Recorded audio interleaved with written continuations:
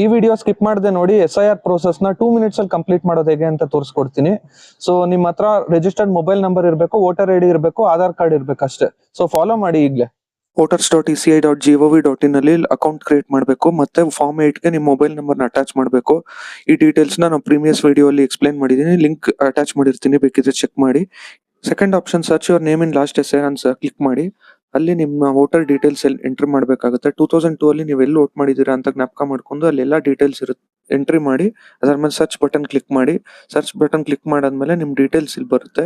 So confirm ಮಾಡ್ಕೊಳ್ಳಿ details correct ಇದೆಯಾ ಇಲ್ವಾ ಅಂತ. ಸ್ಕ್ರಾಲ್ ಮಾಡ್ಕೊಂಡು ನೋಡ್ಬೋದು.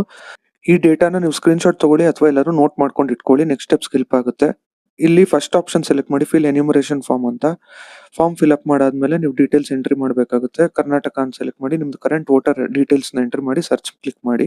ಅದಾದ್ಮೇಲೆ ನಿಮ್ ಡೀಟೇಲ್ಸ್ ಬರುತ್ತೆ, ಡೀಟೇಲ್ಸ್ ವೆರಿಫೈ ಮಾಡಿ OTP ಇಂದ ವೆರಿಫೈ ಮಾಡ್ಕೋಬೇಕಾಗುತ್ತೆ.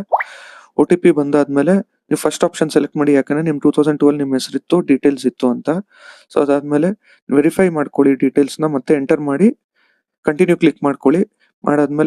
ಕಂಟಿನ್ಯೂ ಕ್ಲಿಕ್ ಮಾಡಾದ್ಮೇಲೆ ನಿಮ್ದು 2002 ಡೀಟೇಲ್ಸ್ ಕರೆಕ್ಟ್ ಇದೆಯಾ ನೋಡಿ ಸ್ಕ್ರಾಲ್ ಡೌನ್ ಮಾಡಿ, ಮತ್ತೆ ಬೇರೆ ಡೀಟೇಲ್ಸ್ ಎಂಟ್ರಿ ಮಾಡಿ. ಮುಂಚೆ ನೀವು ಸ್ಕ್ರೀನ್ ಶಾಟ್ ತಗೊಂಡಿದ್ರಲ್ಲ ಆ ಡೀಟೇಲ್ಸ್ ನ ನೋಡ್ಕೊಂಡು ಇಲ್ಲಿ ಎಂಟ್ರಿ ಮಾಡಿ. ಆಧಾರ್ ಕಾರ್ಡ್, ನಿಮ್ದು ಸ್ಪೌಸ್ ಡೀಟೇಲ್ಸ್, ಪೇರೆಂಟ್ಸ್ ಡೀಟೇಲ್ಸ್ ಮತ್ತೆ ಫೋಟೋ 2 MB ಒಳಗೆ ಅಪ್ಲೋಡ್ ಮಾಡಿ ಸಬ್ಮಿಟ್ ಮಾಡಿ. ಸಬ್ಮಿಟ್ ಮಾಡಾದ್ಮೇಲೆ ನಿಮ್ದು ಆಧಾರ್ ಅಥೆಂಟಿಕೇಶನ್ ಪ್ರೋಸೆಸ್ ಸ್ಟಾರ್ಟ್ ಆಗುತ್ತೆ. ಇಲ್ಲಿ ಆಧಾರ್ ಕಾರ್ಡ್ ನಂಬರ್ ಎಂಟ್ರಿ ಮಾಡಿ, OTP ಬರುತ್ತೆ.